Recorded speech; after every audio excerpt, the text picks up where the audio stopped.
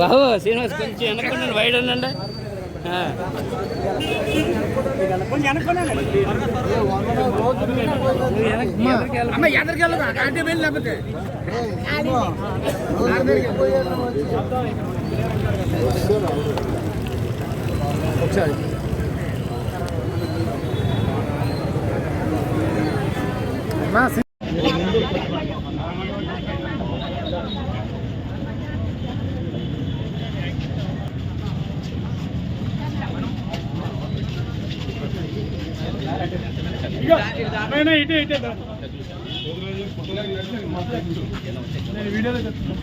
వీడియోలో పొట్ట సైడ్ ఉంటుంది.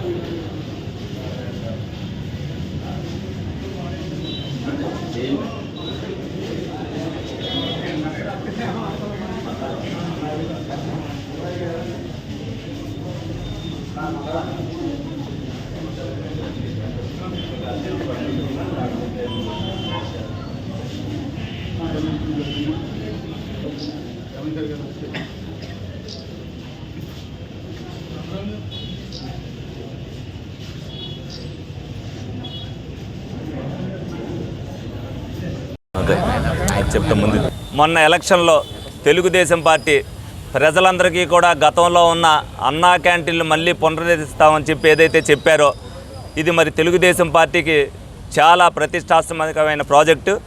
ఏదైతే ఏలూరు నియోజకవర్గానికి సంబంధించి 4 అన్నా క్యాంటీన్లు ఉండటం జరిగింది. 4 కూడా చిన్న చిన్న పనులు ఉన్నాయి, రంగులు వేయటం అవన్నీ ఉన్నాయి.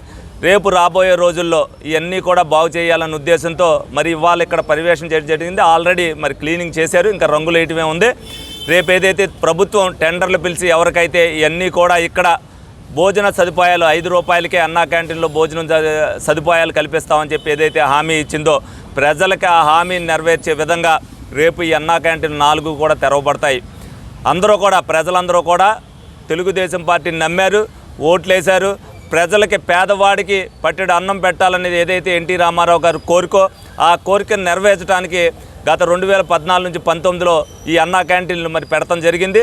కాబట్టి దాన్ని మళ్ళీ తిరిగి మేము పునరుద్ధరిస్తామని చెప్పడం జరిగింది. దానిలో భాగంగానే మరి ఏలూరు నియోజకవర్గంలో 4 కూడా ప్రారంభించడం జరుగుతుంది త్వరలోనే.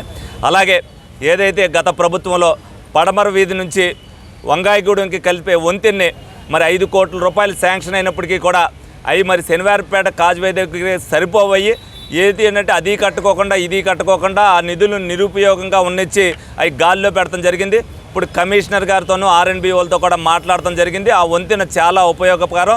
అక్కడ ప్రజలందరితో కూడా దాని దగ్గర నుంచి ఫీడ్బ్యాక్ తీసుకోవడం జరిగింది. ఈ వంతెన మాకు కావాలి అన్నారు. ఆల్రెడీ అంతకుముందు ఉన్న వంతెన కూడా కొంచెం పాడైపోవడం జరిగింది. ఈ వంతెన వల్ల అటు కైకలూరు వెళ్ళే వాళ్ళకి కానీ అలాగే వంకాయగూడెం నుంచి పెదపాడు వెళ్ళే వాళ్ళకి కానీ చాలా కూడా ఫెసిలిటీస్ జరుగుతాయి. ఆ వంతెన కూడా ఇమీడియట్గా దాన్ని కూడా పరిగణలోకి తీసుకుని దాన్ని కూడా టెండర్ను పిలిచి దానికి కూడా ప్రజాపయోగంగా ఉండే విధంగా ఉంటుందని చెప్పి దాన్ని కూడా పర్యవేక్షించి దాన్ని కూడా చేయమని చెప్పడం జరిగింది. ఏదైతే మొన్న ఎలక్షన్లో హామీ ఇచ్చాము, ప్రజలకు ఉపయోగపడే పనులే మేము చేస్తామని చెప్పి ప్రజలతో కూడా మమేకమయ్యి ప్రజల దగ్గర నుంచి కూడా వాళ్ళ ఫీడ్బ్యాక్ని కూడా తీసుకుని ఈ సదుపాయాలన్నీ కూడా కల్పించడం జరుగుతుంది. భవిష్యత్తులో కూడా ఈ కార్యక్రమాలు ఈ విధంగానే జరుగుతాయి. రోజు కూడా ఏదో రకంగా ప్రజల్లోనే ఉండాలి, ప్రజలతో అనుసంధానం అయ్యి ఉండాలి, ప్రజలకు ఏ ఇబ్బంది రాకుండా చూడాల్సిన బాధ్యత ఈ కూటమి ప్రభుత్వం మీద ఉందని చెప్పి చాలా బాధ్యతాయుతంగా పరిపాలించాలని కూడా చంద్రబాబు నాయుడు గారు, పవన్ కళ్యాణ్ గారు ఏదైతే చెప్పారో తప్పనిసరిగా వారానికి 5 రోజులైతే 5 రోజులు, 6 రోజులైతే 6 రోజులు, 7 రోజులైతే 7 రోజులు ప్రజలతో మమేకమై వాళ్ళ సమస్యలు తీర్చే విధంగానే ఈ ప్రభుత్వ పరిపాలన ఉంటుందని సందర్భంగా మీ అందరికీ కూడా తెలియజేయడం జరుగుతుంది.